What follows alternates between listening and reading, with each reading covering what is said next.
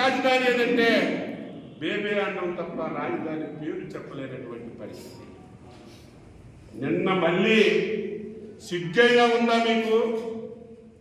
YV Subbareddy గారు, కనీసం నువ్వు రాజ్యసభకు నామినేషన్ వేసావు, నీకు అర్హత ఉందా? తెలివి ఉందా?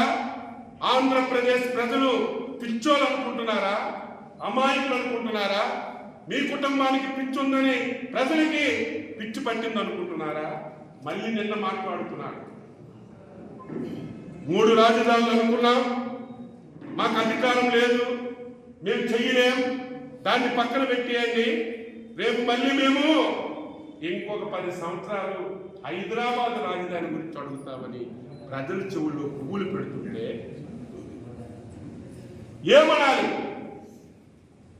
అంటే ప్రజలని ఎంత అమాయకులుగా చూస్తున్నారు, ప్రజలని ఎంత పిచ్చి వాళ్ళుగా చూస్తున్నారు. ఒక్కసారి విఘ్నులైనటువంటి 5 కోట్ల మంది ప్రజలారా అర్థం చేసుకోమని చెప్పి కోరుతున్నాను. చేస్తారంటే పేర్లు ఉన్నాయి. నిన్న మీరు చూశారు, నెల్లూరు జిల్లా వేమిరెడ్డి ప్రభాకర్ రెడ్డి ఒక జోన్ని ఆయన భుజస్కంధాల మీద వేసుకుని 2019లో ఎన్నికల్లో గెలిపించాడు. అటువంటి వ్యక్తి నీకు ఒక దండం, నీ పార్టీకి ఒక దండం అని తెలుగుదేశం పార్టీ ఇప్పుడు ప్రారంభానికి సిద్ధంగా ఉన్నాయి. ఇంకొక ఆయన ఒంగోలు ఎంపీ,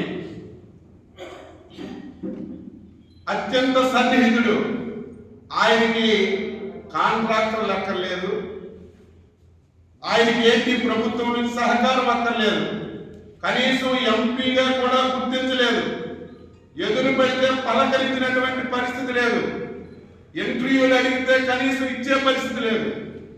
ఆయన కూడా ఈరోజు పార్టీని విడిచిపెట్టి తెలుగుదేశం పార్టీలోకి రావడానికి సిద్ధపడ్డారు.